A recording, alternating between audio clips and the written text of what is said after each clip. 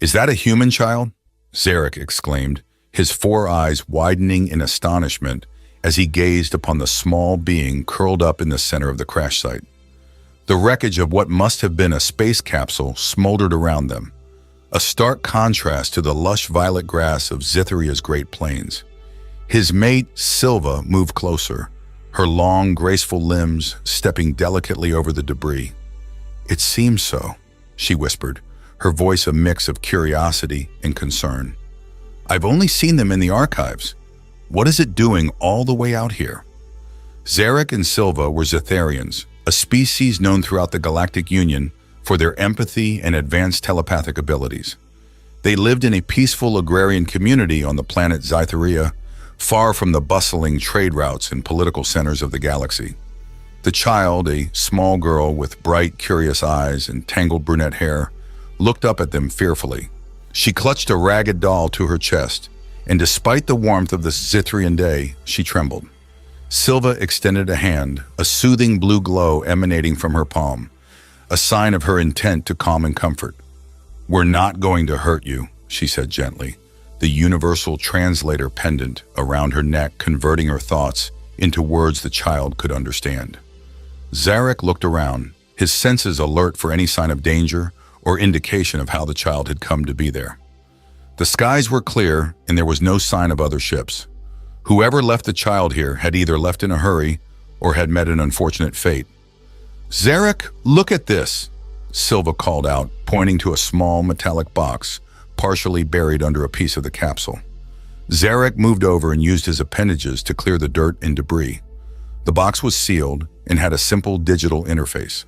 After a moment of hesitation, he pressed the only button visible, and the box whirred to life, projecting a hologram into the air. The hologram flickered, then stabilized to show a human male, perhaps in his mid-30s. He looked harried, with worry lines deeply etched into his face. "If you are watching this," the man began in Galactic Common, "it means I didn't make it. My name is Dr. Jonas Harrow, and the child is my daughter, Emily.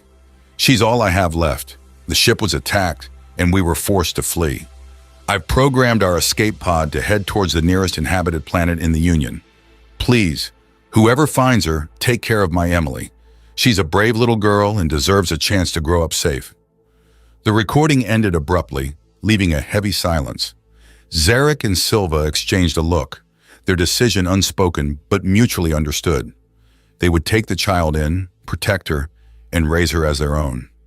"Come, Emily," Sylva said softly, offering her hand again. This time Emily took it, her small fingers trembling in Sylva's gentle grasp. They brought Emily back to their home, a cozy structure built among the sprawling limbs of a Lorian tree, whose broad leaves filtered the sunlight into warm dappled patterns. The Zytherian community, curious but respectful, welcomed Emily with a mix of fascination and warmth.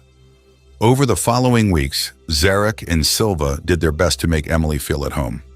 They introduced her to Zytherian culture and food, and they enrolled her in the community learning center, where she began to learn their language and customs. Emily was a quick study, her innate curiosity and sharp mind helping her to adapt. However, the differences between her and her Zytherian peers did not go unnoticed. Emily often found herself the center of attention, her human features a novelty among her classmates. While most were kind and inclusive, there were moments of inevitable awkwardness and misunderstanding. One day, after a particularly challenging interaction where a group of Zytherian children questioned her about her origins and why she looked so different, Emily ran home, tears streaking her face. Sylva found her curled up in her room, her small body racked with sobs. Sitting beside her, Sylva wrapped an arm around Emily, drawing her into a gentle embrace. "I know it's hard, Emily," she said, her voice soft but firm. "You're different, and sometimes that can make things difficult. But remember, your differences make you unique. And here with us, you are loved no matter what." Emily looked up, her eyes meeting Sylva's. "Do you think I'll ever fit in?" she asked, her voice small. "You already do," Zaraq answered from the doorway, his deep voice resonant with warmth. "You fit in with us, right where you belong." He walked over and sat on the other side of Emily, making their family circle complete. Over time, Emily grew more comfortable in her new home. Zaraq and Sylva taught her about the importance of understanding and empathy, key virtues in Zytherian society. They showed her how to use her differences as strengths, teaching her to share her human perspective, which often provided fresh insights into their community's discussions and decisions. Emily learned to communicate her feelings and thoughts using the Zytherian method of light signaling, a way of using bioluminescent body markings that changed colors according to emotional states. It wasn't natural to her as it was to the Zytherians, but with a special wearable device that mimicked the Zytherians' biological trait, she could join in, which delighted her classmates and made her feel less isolated. As the years passed, Emily's story, once a tale of a lost human child adopted by aliens, transformed into a narrative of cultural synthesis and unity. She became a living symbol of interspecies cooperation, often involved in community projects that required a blend of human ingenuity and Zytherian empathic skills. Her adoptive parents, proud of the young woman she was becoming, supported her in starting an initiative to help other displaced beings integrate into new communities. The program was a resounding success, leading to an increase in interspecies understanding and cooperation within the Galactic Union. At her coming-of-age ceremony, a significant rite of passage in Zytherian culture, Emily stood before the community, her heart full of mixed emotions. She wore a garment that shimmered with both the colors of Earth and Zytheria, a design she had helped create to symbolize her blended heritage. Today I stand before you not just as a human or a Zytherian, but as both, Emily began, her voice clear and strong. I am a product of two worlds, a bridge between diverse cultures and a testament to what we can achieve together. The crowd listened intently, moved by her words.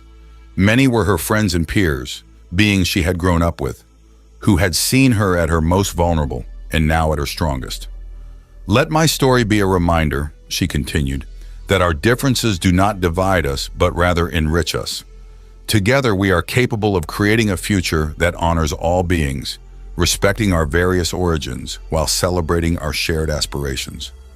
The ceremony ended with a vibrant display of lights, as both humans and Zytherians alike celebrated not just Emily's transition into adulthood, but the unity and peace she represented. Zaraq and Sylva stood by her side, their hearts swelling with pride. They had raised a child of two worlds who had transcended her circumstances to become a beacon of hope and harmony. Years later, Emily continued to work toward fostering interspecies relations, her efforts acknowledged and supported by numerous planetary governments within the Union.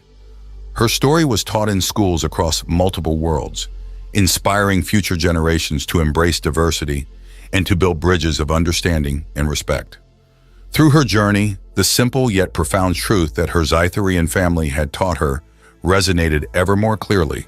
In the vast tapestry of the cosmos, each thread, no matter its origin, was crucial to the strength and beauty of the whole.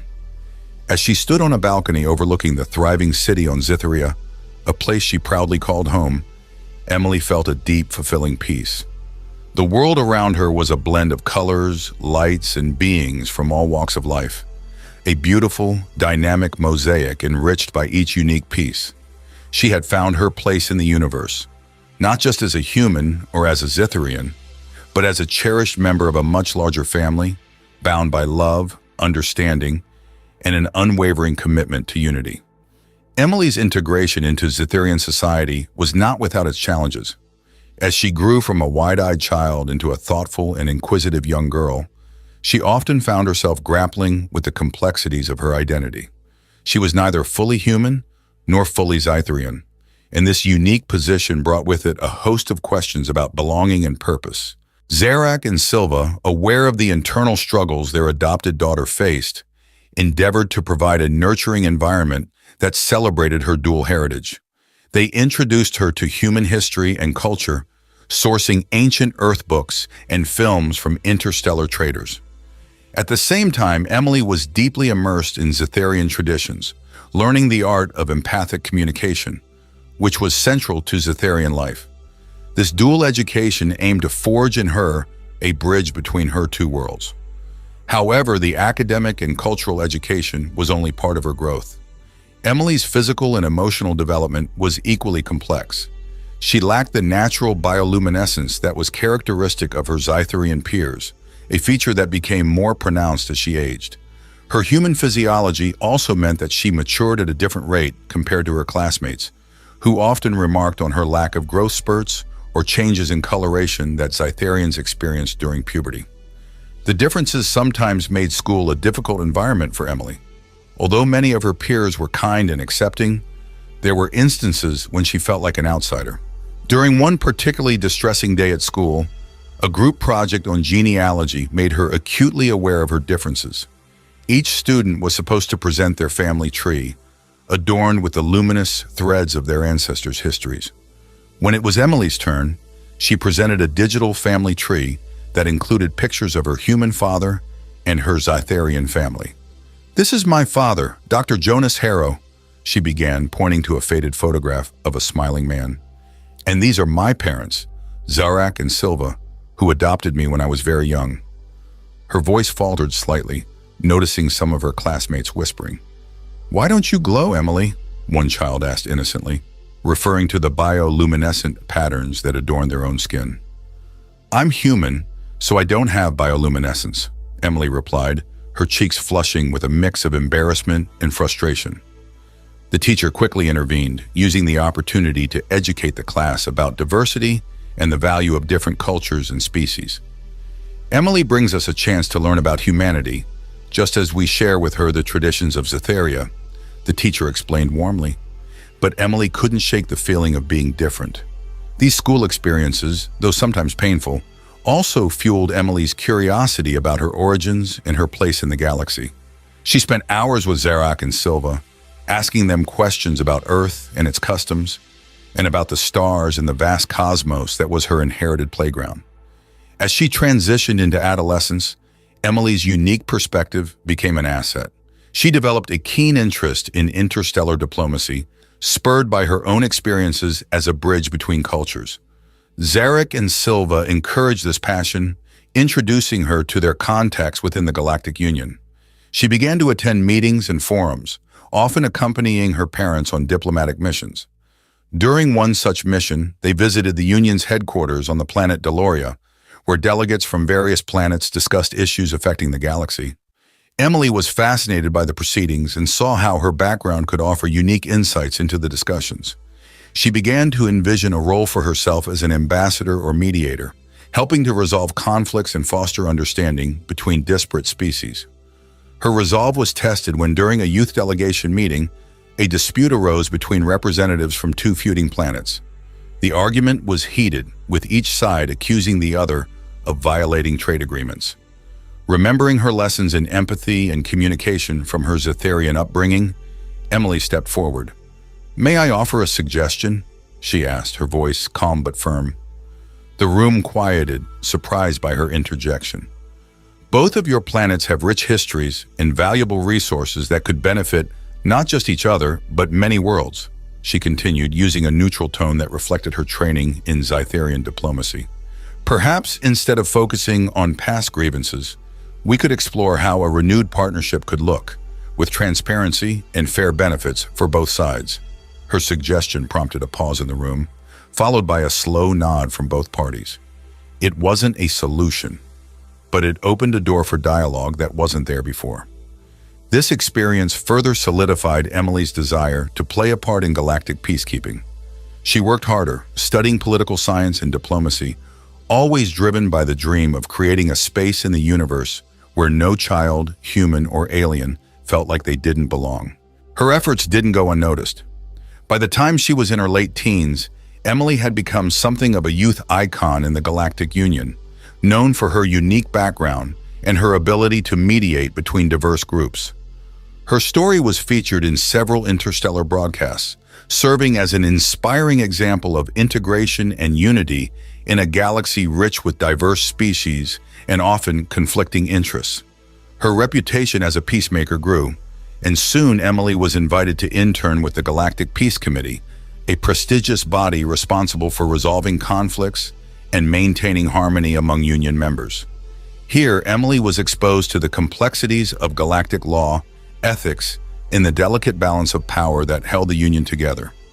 She worked closely with seasoned diplomats and peacekeepers, learning the nuances of negotiation and the importance of patience and respect in diplomacy. Meanwhile, back on Zytheria, Zaraq and Sylva watched their daughters rise with pride and a bit of apprehension. They had always supported her ambitions, but they also worried about the pressures she faced. They made sure to provide a grounding presence, reminding her of her roots and the simple joys of life on Zytheria.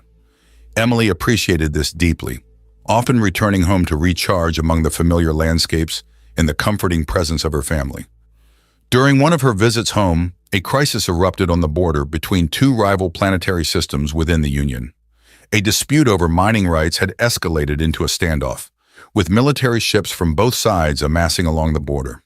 The tension threatened to unravel decades of peace and cooperation within the Union, and the Galactic Peace Committee was called in to mediate. Emily, though still an intern, was included in the delegation due to her unique ability to empathize with different species and her innovative approach to conflict resolution. As the delegation traveled to the tense border, Emily reviewed the case files, her mind racing through potential solutions. When they arrived, the situation was dire. Representatives from both sides were entrenched in their positions, their long-held grievances and suspicions blocking any path to compromise. The senior diplomats tried to initiate talks, but progress was slow and fraught with setbacks. Seeing an opportunity, Emily requested permission to speak with each group separately. Her request was granted, and she met with the delegations in a series of closed-door sessions. Drawing on her Zytherian upbringing, she listened intently to each side, acknowledging their concerns and fears without judgment.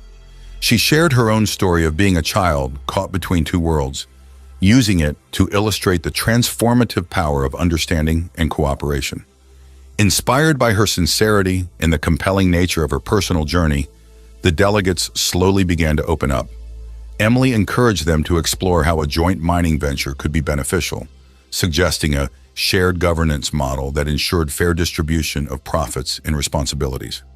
Gradually, the idea took hold, and what started as cautious discussions evolved into serious negotiations.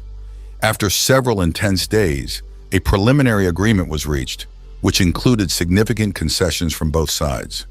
The deal was fragile, but represented a critical first step back from the brink of conflict. Emily's role was crucial in breaking the deadlock, her approach heralding a new way of resolving disputes in the galaxy. As news of the agreement spread, Emily received widespread acclaim, but for her, the true reward was seeing the relief and newfound hope on the faces of the delegates as they shook hands, their previous animosity replaced by cautious optimism. Her success at the negotiations solidified her resolve to continue her work in diplomacy. With the support of her mentors in the Peace Committee, Emily transitioned from an intern to a full-time mediator, her assignments taking her across the galaxy to help resolve conflicts and build bridges between alien cultures. As she grew into a seasoned diplomat, Emily never forgot the lessons she learned from her Zytherian family about empathy, peace, and the strength found in diversity. These values guided her in every mission, every negotiation, and every interaction, driving her to help create a galaxy where every being, no matter their origin, could find a place to belong. Emily's reputation as a skilled mediator continued to grow as she successfully navigated increasingly complex disputes throughout the galaxy. Her unique background and early life experiences provided her with a profound empathy that resonated with many different species and cultures. Her ability to connect seemingly opposing perspectives and forge understanding among diverse parties made her a celebrated figure in galactic diplomacy.